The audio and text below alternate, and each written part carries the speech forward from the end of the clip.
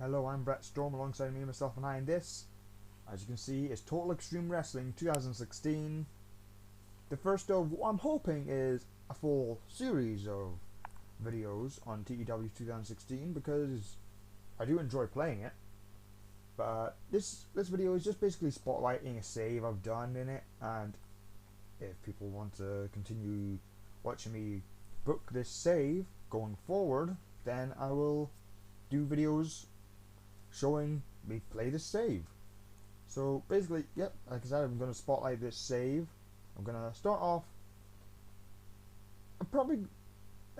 Originally, I've tried recording this a couple of times and just felt like the videos weren't entirely that great, mainly because just I was like figuring out how to do the video and stuff for the first time, because I've not recorded stuff on my laptop, like with it, like my laptop screen before, so I was just unsure to begin with. But hopefully this video will be one that I'm like, okay, this one's good enough to be uploaded. So I'll start off with the creative meeting bit just to show you basically what my roster is sort of like. So creative meeting with franchise players, got The Rock, Stone Cold, Brock Lesnar, Chris Benoit, and Mark Callis as my top 5 guys in WCW. WCW. Next big things, not Brock Lesnar, but technically yes, he was at one point. Next big things, got AJ Styles, Rey Mysterio Jr., Prince Devitt, Bryan Danielson, and Juventud Guerrera. Hot prospects, Prince Devitt, Evan Courageous, Cross, Mr. Anderson, and Chris Harris. Oh, by the way, I forgot to actually say, this save originally started, it was WCW 1998, and I've done over 5 years of it. As you can see, we're in 2003, so that a lot of stuff has happened in this save so far.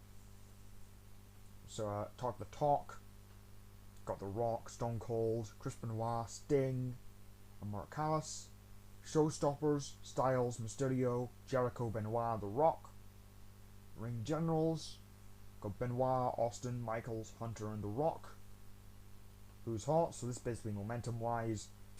Jindrak, Edge, Samoa Joe, Jeff Jarrett, Raven. There's a lot of other guys. All these guys got major positive momentum, but there's a lot of other guys that got that as well. Who's not? La Parka, Doug Williams, Michael Iakea, Marty Jannetty, and Cross. If you're wondering why Michael Iakea is Michael Iakea instead of Prince Iakea, it's because I got Prince Devitt, and it's just then when typing up their name to put in matches, I don't accidentally put Iakea instead of Devitt or Devitt instead of Iakea. Time decline, so who is declining the most, basically? Rick Steiner by a good 5 years, Scott Steiner by a good 5 years, Meng by a good 5 years, The Barbarian for a few years, and Sting for a few years. There's others that are declining, but not in the top 5. And the hidden gems, so this is people that are not actually on the WCW roster, but who could do very well in WCW. And of these, I know cheerleader Melissa, and I know Kenny Omega. Obviously, I know Kenny Omega. But the other 3, Miss Natural, Steve Bradley, Kristen Nastara, I do not know. I've heard the name Steve Bradley. I'm unsure. Who is this guy? Oh, he was in Omega. That might be why I've heard of him. Omega is my developmental system, the developmental company. So, alright. So, now I'll go ahead and... The figurehead, if you're wondering, Stone Cold. Only just put a figurehead earlier this year, because originally I was thinking Saturn. Party Saturn would be my figurehead, because he's the guy that has been, I would say, the biggest star or surprising star of my save. So I decided to have him as a figurehead, but he flopped as a figurehead. It had a negative effect. So took him out of figurehead position. Stone Cold is in because, yeah, he'll do well. He'll obviously do well. So, I accidentally went on teams there, but you know what? Yeah, let's look at the teams. I'll show you the teams. Age of the Fallen, Leo Kruger and Jimmy Jacobs. I know in real life it was like Tyler Black, Seth Rollins and Jimmy Jacobs, but I don't have Tyler Black yet. Has he debuted? Tyler Black? No, he's not. I'm unsure. He wouldn't be. He wouldn't go under Seth Rollins. Wouldn't go under his real name, right? I don't think he would. Anyway, Bad Influence, Billy and Chuck, Bret Hart and Davey Boy Smith, Chavo. That is inactive. That should be inactive because they're no longer a team. They've not teamed in a long time. Chris Jericho and the Giant, the Dancing Fools, Davey Boy Smith and Owen Hart, Edge and Christian, Faces of Fear. I mean, technically that's inactive. Yeah, that would be an inactive team. Fear, the Haas Brothers, Harlem Heat, High and Mighty, High Voltage, the Jersey Triad.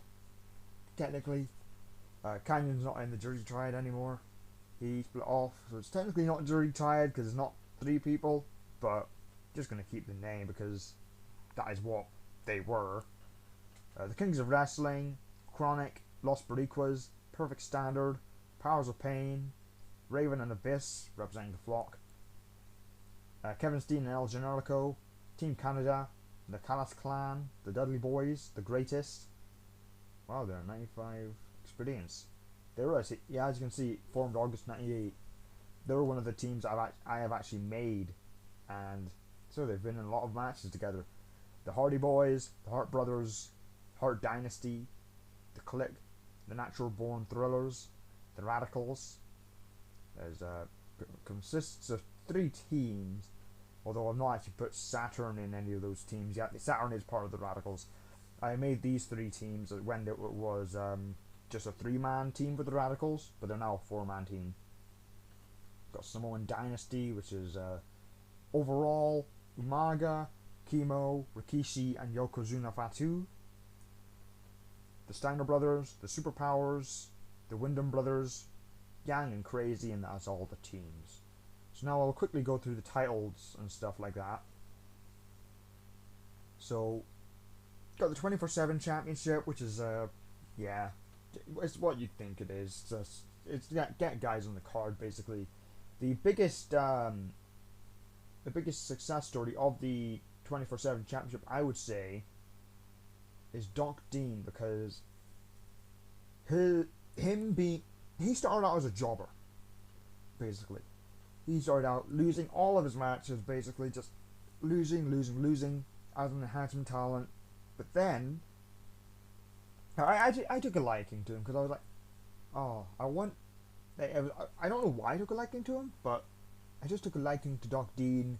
So I made him basically the face of the 24/7 title division for a long time, becoming a 26-time 24/7 champion, and now he's an upper mid carder. Like, he's got 88-ish pop, 87, 88 pop.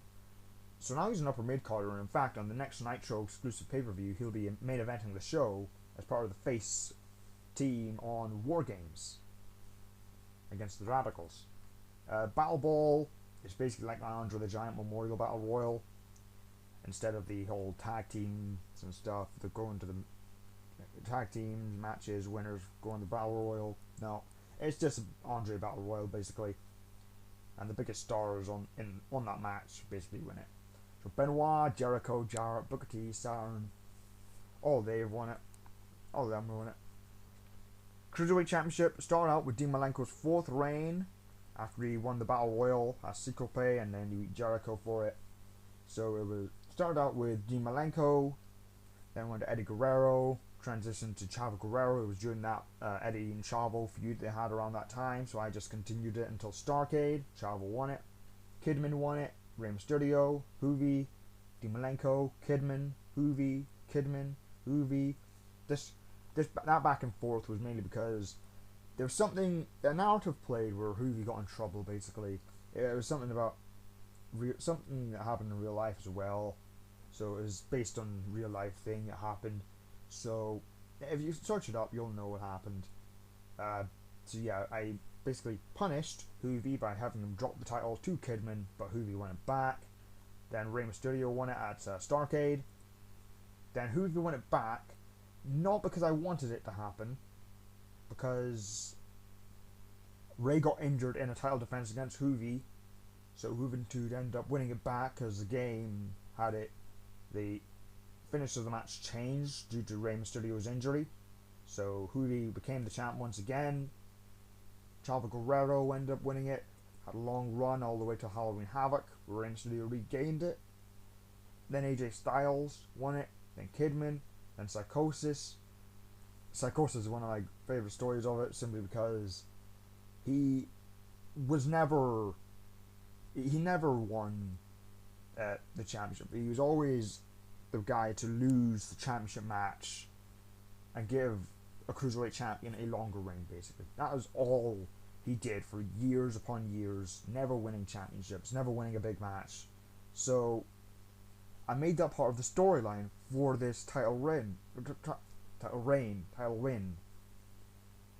I made that part of the story that Psychosis could never win the big one. He could never win the Cruiserweight Championship.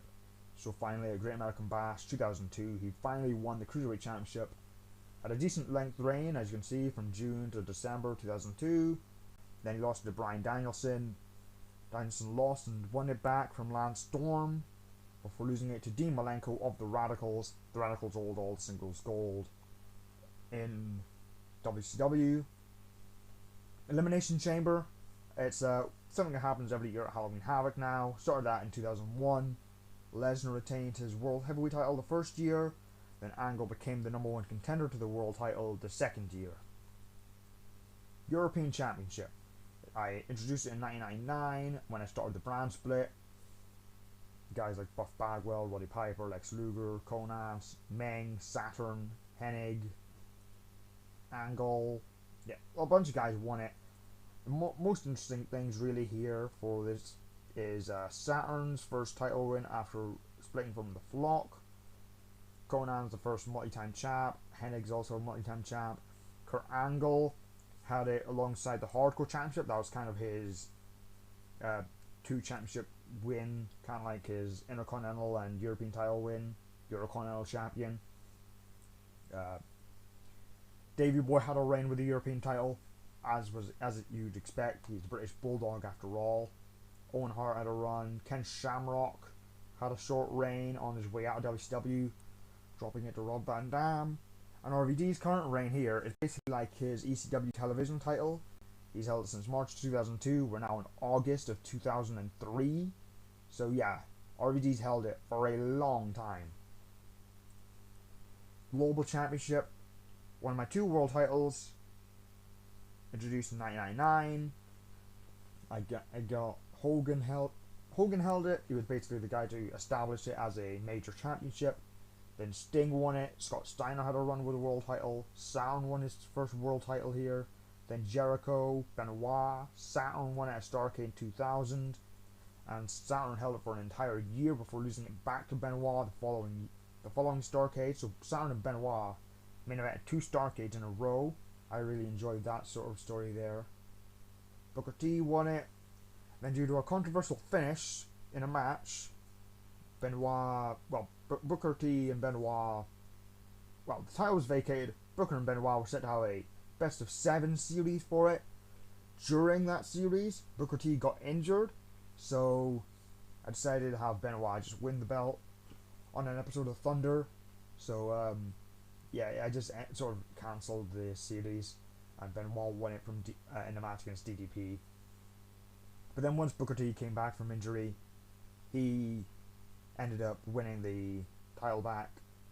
Then Lesnar won it. Booker T won it back. Then Lesnar won it. Basically, I'm wanting Booker T to become a 5-time WCW Global Champ to make him the 5-time WCW Champion. Hardcore Championship. Eddie Guerrero currently the champion. He's like another member of the Radicals, holds the singles title on WCW Nitro. This Nitro branded title. Teddy Funk is the current champ. Abyss. It would basically a vehicle to get Abyss over. Randy Savage ended up winning it, basically to give.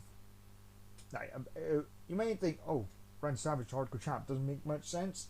Yeah, you could say that because wouldn't see Randy Savage as a hardcore guy, but the reason I gave it to him is so then Abyss could get some sort of some more popularity for facing Randy Savage, even though he lost, getting some popularity by just being in segments and stuff with Randy Savage. Then Mike Awesome won it. Well, Randy Savage got injured by Mike Awesome, kayfabe wise, and Mike Awesome won the vacant title. He lost it to Ray Traylor thanks to Randy Savage interference, leading to Mike Awesome versus Randy Savage at Starrcade. Ray Traylor was a transitional champion though, losing it to Kurt Angle. That led to the 2 title wins I said about Kurt Angle. Mike Awesome, he went back and kind of like that triple threat 2 fall match at WrestleMania 2000, Benoit, Jericho, Angle. I did it here. It was Angle, Awesome, Hennig, and Angle lost both titles without being pinned. And then Flair won it. You may think that's weird, another one who doesn't really suit the Hardcore title, but I changed it to it there where Flair, he rebranded the Hardcore Championship as the WCW Pure Championship, as in like a pure wrestler. So it didn't last too long because Flair was declining quite badly. So Mike Awesome won the title back. Then Conan was a transitional champ because I wanted the title off of Mike Awesome, but I didn't have any big heel to beat him. So Conan's a freelancer. This was his second run in WCW, and as I knew he wasn't going to be in WCW for long, I had him win the title from Mike Awesome, only for him to lose it to DDP. So then the Conan Mike Awesome feud would not have the Hardcore title, so Awesome could end up winning the feud. DDP ended up holding it for a couple of months before losing it to Hugh Morris, who's actually been really good in this save. He's had a lot of great matches. Dustin Rhodes, he won it, then losing it to Raven. Raven got injured, so he gave it to Flock member Abyss, who lost to Saturn pretty much soon after because Raven was set to lose it to Saturn anyway. So, yeah, I just had Abyss lose to Saturn because Raven was meant to anyway. It was just that Raven got injured. But Raven ended up winning it back once Raven got back from injury. So then Saturn could go into the world title scene once again. Then Rhino won the title from Raven. Then Eddie Guerrero held the title, which is the current champion due to the whole Radicals thing. So now, the Impact Championships here. Impact is like my NXT. Impact's like the NXT brand. So I've got the O'Hare Memorial Cup. Got the Wyndhams won the first tournament. Then it was Kurt Hennig and Shelton Benjamin. The X Division title, RVD, Christopher Daniels, Bryan Danielson, Jerry Lynn, Shannon Moore, then Umaga, who's held it for over a year. The Impact Women's title, introduced it in late 2001. So originally, the Impact brand didn't have a women's title, but I ended up bringing it in when I had enough women to do a proper division. Luna Vachon was the first champion to give her at least one championship run in her career. Then Kana won the championship. Then Chyna won it.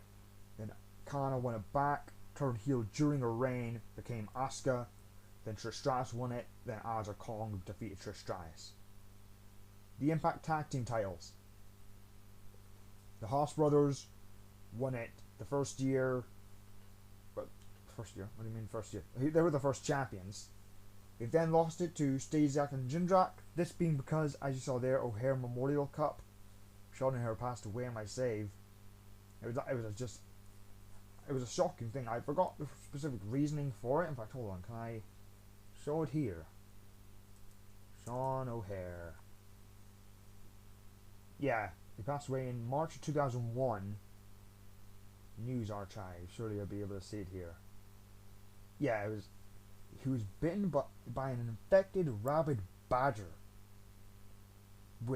Then that was just out of nowhere. It was during a thing where he was set to. He was feuding with the tag team champs, Impact Tag Champs, the Haas Brothers at that point. So it was a shocking thing that he lost. That he had passed away at that point. So I had Stasiak and Jindrak basically win it in his honor, and then the Haas Brothers won it back. Then Edge and Christian won it. Then Helms and Moore won it. Edge and Christian won it back. The Wyndham Brothers won it. Hardys, Wyndhams, Perfect Standard ended up winning it. Kurt Hennig and Sean Benjamin. Then Bad Influence won the titles. The WCW Impact title. Now I'll explain Arn Anderson being there for a little bit when I get to him. AJ Styles was the first champ. Then it was John Cena. Then Kurt Hennig won it. He was there basically to help boost up the Impact brand and boost up other people's popularity. Then Randy Orton held it. Jeff Jarrett held it. He was in the same boat as Kurt Hennig, but Kurt Hennig started declining, so I gave Jeff Jarrett that thing, considering Impact, TNA Impact. I felt like it made sense. Samoa Joe then beat Jeff Jarrett for it, in a heel versus heel sort of thing, actually, because Samoa Joe, he had the sort of CM Punk sort of thing, where he left the brand, well, Punk left WWE, in quotation marks. With the WWE title, Samoa Joe left the Impact brand as Impact Champion, took it to Nitro basically, and defended it on Nitro brand, on the Nitro brand, and also pay-per-views and stuff. Before losing it to Animal, who actually done really well as a singles guy after Hawk started declining and stuff really badly. So Animal did not. So Hawk is no longer in WCW. Animal doing well as a singles guy. Arn Anderson is a current Impact champion, and in fact here we go. This actually sort of explains it well enough. So he retired in 1997, like real life. I had him return on a part-time run, 1998 to 2001, because I could see that I could still put him in matches. During that point, he couldn't. His skills weren't that. I mean, it was all right in the ring, but it wasn't that great. But then I had him have a match with Jeff Jarrett,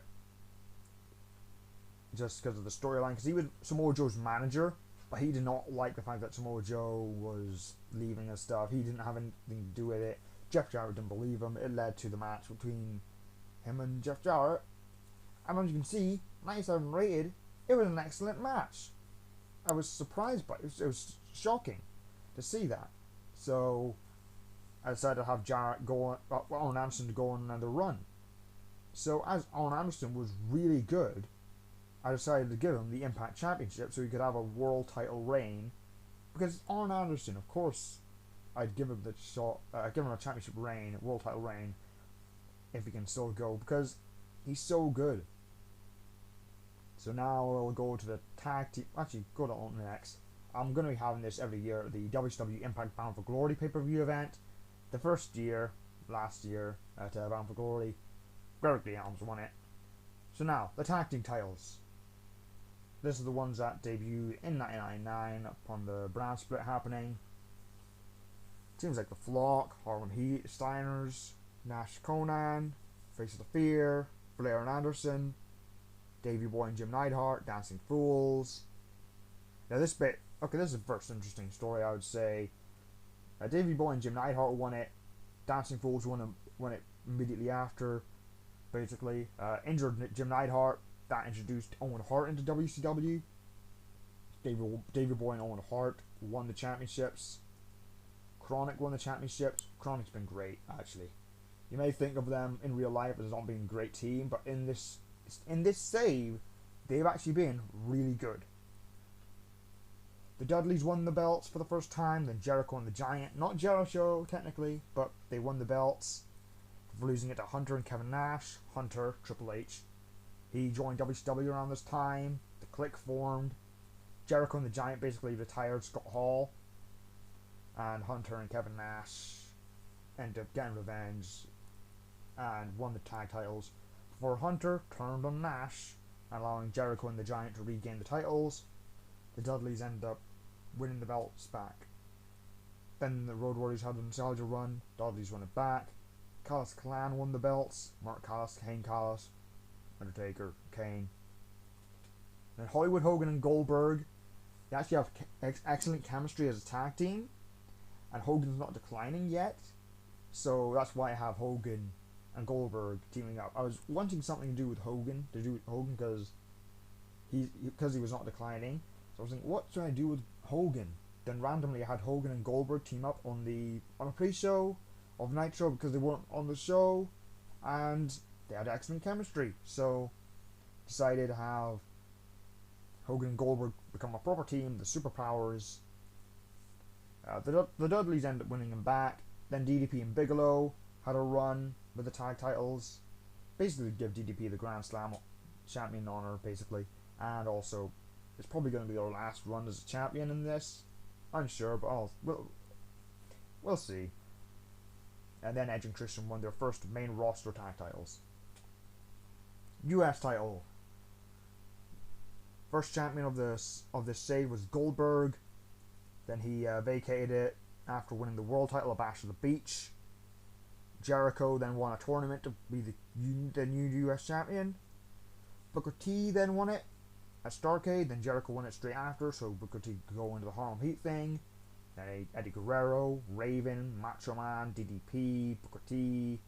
Booker T ended up getting his proper US title reign there and did a US Open Challenge before losing it to Jeff Jarrett. Kurt Hennig then won it. Mike Awesome then won it. Kanyon, after turning on Bam Bam Bigelow, ended up becoming United States champion. They traded back and forth a little bit, giving Bigelow a singles run as a champion in WCW, and Kanyon won it back. Kanyon is the star of Kanyon's going to be a world champion at some point, for sure. Then Cena ended up winning it at Starrcade 2002. Then Benoit of the Radicals ended up winning the title. I'll do the World Heavyweight title stuff last, because that's the biggest championship. World Tag titles, that started out with a complicated Sting and Giant situation. Giant and Sting won the belts after Scott Hall turned on Kevin Nash. Giant joined NWO. Sting didn't like that. In real life, it led to them facing off a Great American Bash. And then the winner gets control of the tag titles, basically. But in this save, the titles were vacated. So I had to crown new champs. So I crowned Davey Boy Smith and Jim Neidhart the champs. And then Raven and Fallon won it. Then Davey Boy and Jim Neidhart. Well, Davey Boy went on. Davey Boy went to get rehab because he needed rehab. So then Raven and Fallon held it. Kevin Nash and Conan. Scott Hall and the Giant. Benoit and Malenko. Bigelow and Kanyon. Well, Benoit and Malenko at this point were part of the Four Horsemen. Then this is the heel Jersey Triad run, the major run of the Jersey Triad, basically. Hart Foundation won it, kind of in the build towards Bret Hart becoming the WCW World Heavyweight Champion at the end of the year. Bigelow and Kanyon regained it, though, at World War III. Outsiders had a nostalgia run. Bigelow and, well, this was the Outsiders' last tag title run, basically. Bigelow and Kanyon ended up winning it back. Then the Mega Powers had a tag title run, but then Bigelow and Kanyon won it back soon after. Then Los Guerreros won it. Raven and Abyss of the Flock won it. Bigelow and Kanyon, at this point, they were faces. They won them, had a longer run. Then it was the Radicals, Eddie Guerrero and Dean Malenko. Then Ray Jr. and Batista. Chronic won it. Hart Brothers won it. Callis Clan won it. Hart Brothers won it again. Television title. Started out with Fit Finlay, I believe. Yep, Fit Finlay. And then Chris Benoit won it soon after because Fit Finlay ended up leaving to go to the WWF. So Fit Finlay still would have lost it at Great American Bash 98 because I wanted Benoit as a TV champ. But Fit would have had more defenses of it if he stayed with WCW. But he signed with the WWF, so I didn't want him to have more defenses and get more popularity for the WWF to gain from, basically. So Benoit ended up holding it. This was during when I had Nitro, Thunder, and Saturday Night. So we had a lot of defenses. Macho Man then won the belt. That would be at Halloween Havoc. Then Bret Hart won it at Starrcade. Lost it to Hennig. Then Scott Hall, the Giant. Goldberg had his first run. He got injured in a match with Dean Malenko, so he had to vacate it. Then Chris Benoit won it he won it in a vacant title match against Dean Malenko. So Benoit had a fourth run with the TV title, accounting as 2 real life reigns. Then he lost to Goldberg at Great American Bash, is it? Yeah, because July's Bash at the Beach. So yeah, he lost it to Goldberg. He lost it to Jericho. Lost it to Macho. That was Randy Savage's last reign with a championship. Then Owen Hart won the championship. Then Bret Hart won it.